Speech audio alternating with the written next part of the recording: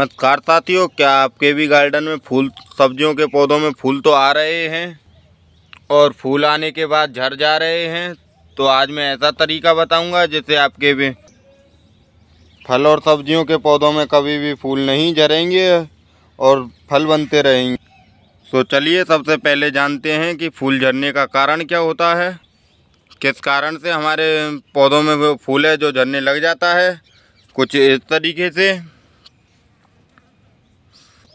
पौधे से फूल झड़ने के कई कारण होते हैं।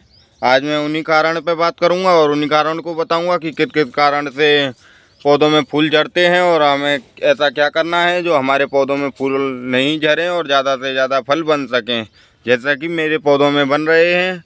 आप देख सकते हैं ये पौधा मिर्चों से लदा हुआ है। हमारा पौधा फूलों को गिरा देता है। इसका पहला कारण होता है ओवरग्रोथ।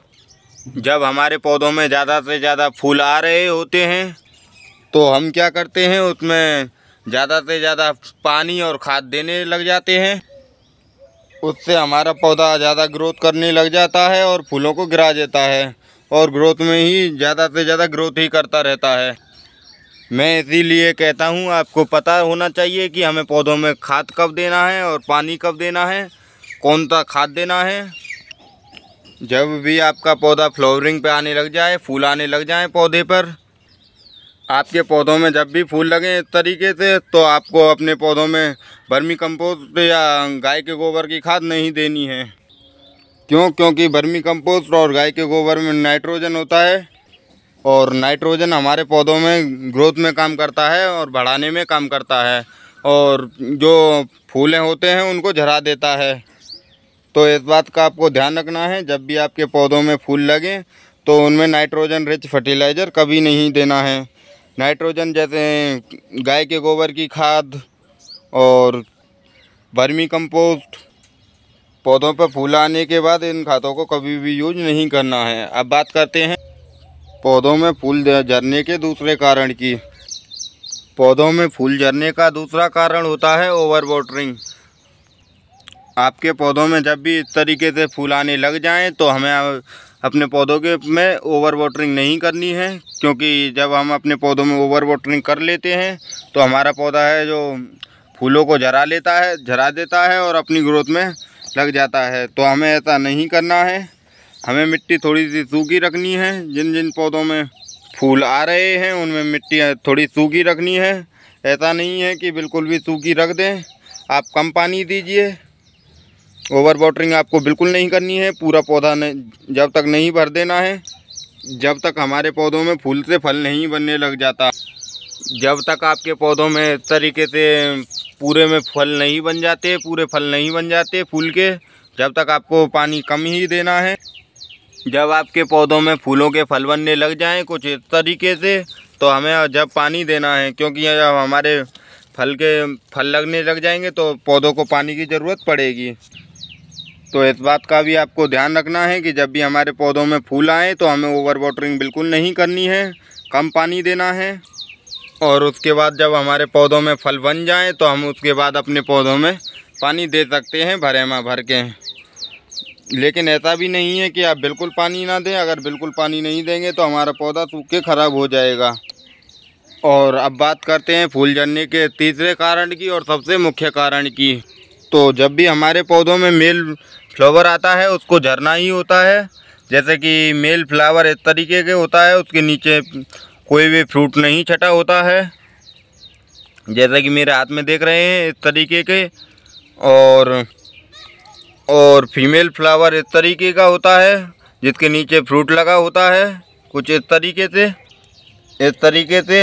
अगर ये फूल झड़ रहे हैं हमारे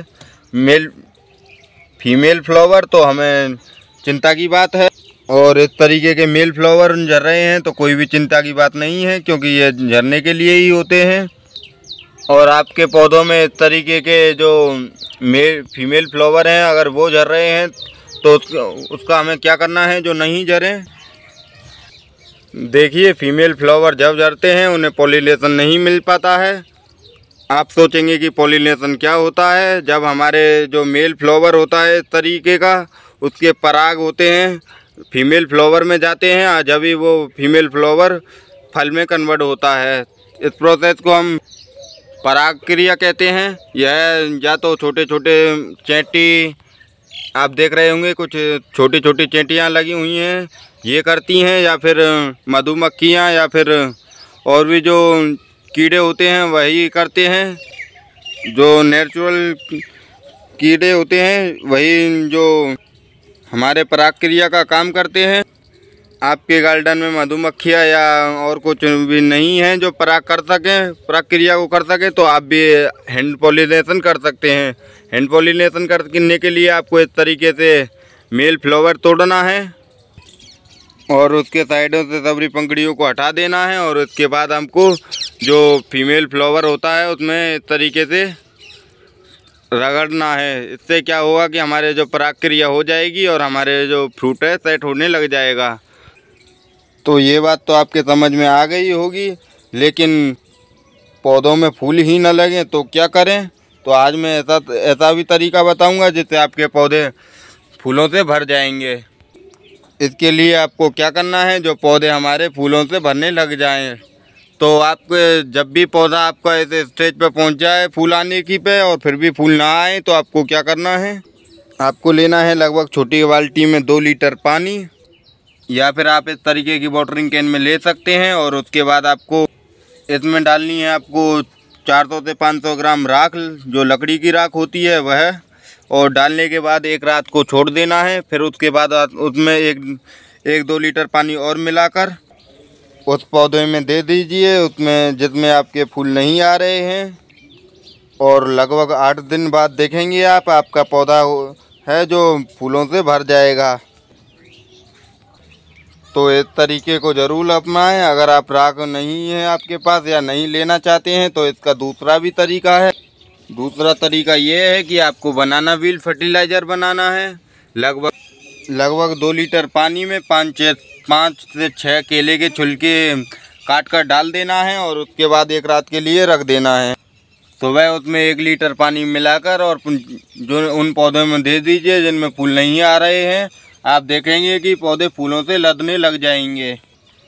और ये जो बात मैं बता रहा हूँ पहले मैंने अपनाए हैं, उसके बाद मैं आपको बता रहा हूँ, और ये तरीके बिल्कुल कारगर हैं, ये बिल्कुल काम करते हैं बहुत अच्छे तरीके से। इसके बाद आपके पौधों में फूल आ जाए और आने के बाद फल भी लगने लग जाएं, फिर क्या करना है आपको, फिर ऐसा करना है, थोड़ा सा बोन मील लीजिए और थोड़ा सा वर्मी कंपोस्ट और थोड़ी सी राख, इन तीनों का मिक्सर बना दीजिए और पौधों में थोड़ा थोड़ा दे दीजिए। मैं ये गारंटी के साथ कहता हूँ, अगर आप मेरे बताए हुए तरीके को यूज करते हैं तो आपके पौधों में इतने फूल और फल लगेंगे कि आप खाते खाते परेशान हो जाएंगे। मैं भी इसी तरीके का यूज करता हूँ, और मेरे पौधों में देखिए ये मिर्च का पौधा है और इसमें लगभग 100-150 से भी ज़्यादा मिर्चें लगी हुई हैं। आप देख सकते हैं मिर्च का पौधा भरा हुआ है ये बिल्कुल। और ये देखिए ये भी पौधे मिर्चों से भरे हुए हैं, फूलों से लदे हुए हैं। मैं इस मिर्च के पौधे पे से दूसरी हार्वेस्टिंग ले चुका हूँ और अभी भी मिर्च इसमें तीसरी बार भी लगने लग गए हैं। ऐसा नहीं है कि यही पौधों में लग रहे हैं, आप बैंगन भी देख सकते हैं, बैंगन में भी फूल लग रहे हैं, काफ़ी अच्छे फूल लग रहे हैं और बैंगन भी छटने लग गए हैं हमारे, ये देखिए। और अमरूद के पौधे में भी काफ़ी अमरूद लग रहे हैं इस समय पर। तो मेरी दी हुई जानकारी आपको कैसी लगी हमें कमेंट करके ज़रूर बताएं, और जानकारी अच्छी लगी हो तो वीडियो को लाइक करें, ज़्यादा से ज़्यादा शेयर करें, और चैनल पर पहली बार आए हों तो चैनल को सब्सक्राइब ज़रूर कर लीजिए। मिलते हैं आपसे फिर किसी नॉलेजेबल जानकारी के साथ। Thank you watching the video. पूरा वीडियो देखने के लिए धन्यवाद आपका।